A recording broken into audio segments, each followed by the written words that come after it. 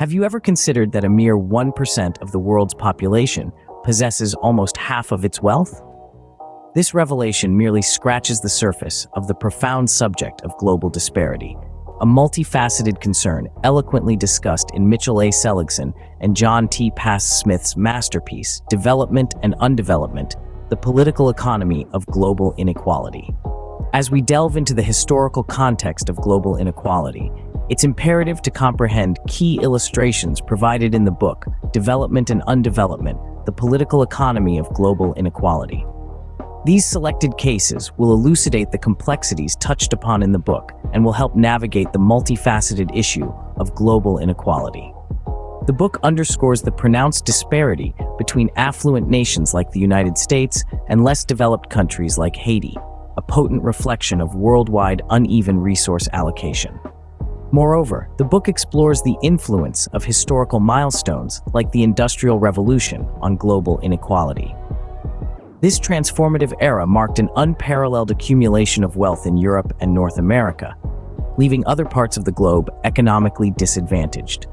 Lastly, post-apartheid South Africa is highlighted, a nation still contending with severe economic disparities despite significant political metamorphoses.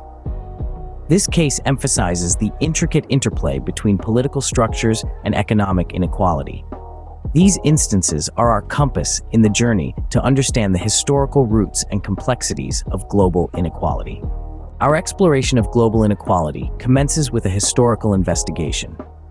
Chapter 1 intends to contextualize global inequality, surveying its genesis and progression through time. From the colonial epoch to the Industrial Revolution, world wars, and the modern era of globalization, these periods have left significant marks on the visage of global inequality. This chapter focuses on significant historical occurrences and their influence on wealth dispersion, resource distribution, and power dynamics. This historical perspective is vital as it offers a thorough context for the complex and enduring issue of global inequality. The book thoughtfully scrutinizes the complex relationship between development and underdevelopment, considering how these two distinct states contribute to the ongoing matter of global disparity. It aspires to unravel the layers of history, economics, and politics to identify the diverse elements that influence the inconsistent allocation of resources, wealth, and influence globally. As we move forward from the historical backdrop, Chapter 2 of the book comes into focus, postulating the interplay of various economic systems on global inequality. Here, it's plausible that the authors analyze economic structures like capitalism, socialism, and mixed economies. They may evaluate how these systems, through their respective economic policies, might either intensify or diminish the wealth gap. This chapter subtly highlights the pivotal role economic systems may enact in either propagating or curtailing global inequality, laying the groundwork for our ensuing dialogue on political establishments. Applying an economic perspective, Seligson and Passe Smith could analyze the diverse economic structures that have influenced global inequality. They could focus on political institutions, exploring their function in promoting development or sustaining underdevelopment.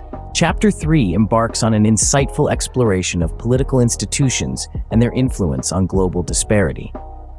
Seligson and Passe Smith scrutinize a spectrum of these establishments, spanning democracies to autocracies, investigating the effects of their policies on global inequality. The intricate interplay between politics and a nation's developmental pathway is also considered. In chapter, the authors illuminate the significant influence of political institutions on global disparity, paving the way for a subsequent examination of social factors and case studies. The authors may subsequently examine the interplay of social elements with inequality, decoding the impact of societal norms, beliefs, and infrastructures on a country's progress. They could also illustrate a variety of case studies, offering concrete instances of development and underdevelopment in various global regions. Chapter 4 potentially delves into the societal elements contributing to global disparity. Here, the authors possibly elucidate on pivotal social factors such as education, healthcare, and gender inequality. This exploration likely explores how these societal norms and structures exert influence on global inequality, interweaving with the economic mechanisms and political establishments investigated in prior chapters. This chapter, we presume, underscores the profound influence of social factors in molding global disparity, thereby representing an essential segment in comprehending and mitigating global inequality. The book potentially examines the sphere of international diplomacy, scrutinizing how worldwide power structures and policies foster disparity. Subsequently, it might probe into development strategies, evaluating their efficacy and possibility for disparity reduction. Transitioning to the fifth chapter, we explore the sphere of international relations and its profound, irrefutable influence on global disparity. The complex matrix of worldwide power dynamics, dissecting their role in establishing the economic stature of the Earth. We subsequently scrutinize the outcomes of international policies, primarily steered by influential nations, on global disparity. The contribution of international relations in shaping the progress or stagnation of nations is also considered, offering an all-encompassing perception of the global vista. This chapter emphasizes the consequential impact of international relations on global disparity, subtly reinstating our responsibility to comprehend and maneuver through these multifaceted dynamics in our quest for global parity. Approaching the finale, Seligson and Passe could explore the hurdles and opportunities in the pursuit of global equality, imparting for the future journey. They may conclude with reflections on the aspiration of a more equitable world, emphasizing the imperative for unified initiatives to address global disparity. In the concluding chapter, Seligson and Passe potentially investigate pathways to attain global parity. They might scrutinize a variety of potential resolutions, encompassing policy amendments, economic restructures, grassroots movements, and international collaboration. They could examine the forthcoming challenges and prospects, shedding light on the complex and intricate aspects of this significant endeavor. The authors might illustrate a vision of a harmonious world, one where disparities in wealth, resources, and opportunities are considerably mitigated. Thus, through this investigation, the concluding chapter aims to provide the viewers with an optimistic yet pragmatic perspective on the possibilities of accomplishing global parity. Development and Undevelopment, the political economy of global inequality, examines the multifaceted interplay between development, underdevelopment, and global disparity.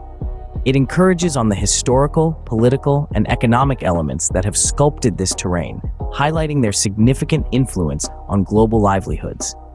By unraveling these intricacies, the publication subtly emphasizes the necessity of acknowledging global inequality as vital for nurturing sustainable development and fostering peace. Exploring development and undevelopment, the political economy of global inequality, can elucidate important lessons. Whilst we can't broach specific insights without direct acquaintance with its content, one can presume that it offers a nuanced comprehension of global inequality.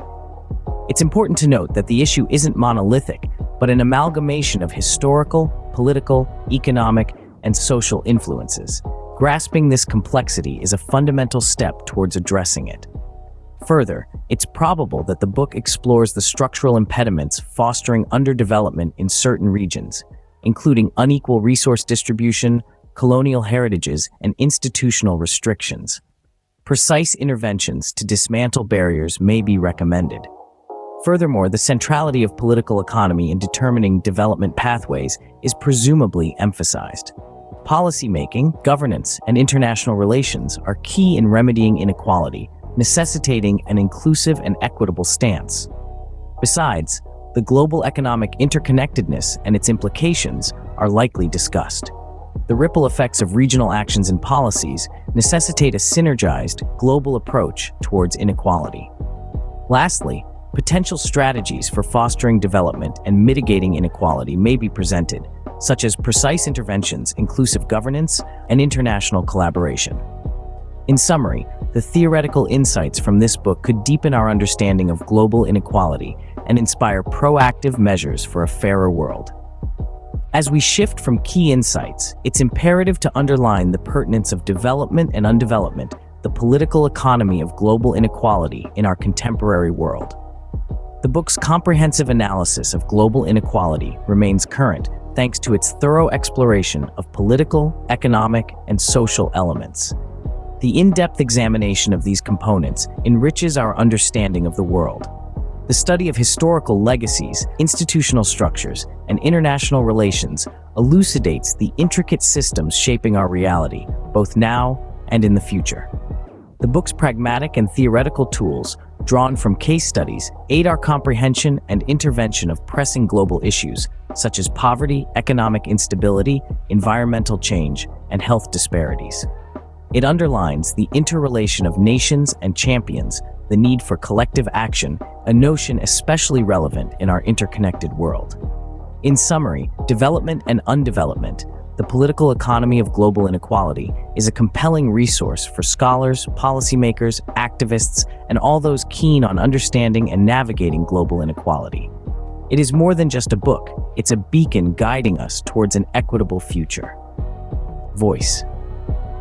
While Development and Undevelopment, the political economy of global inequality, provides an in-depth analysis of global inequality, it's worth noting possible areas of contention.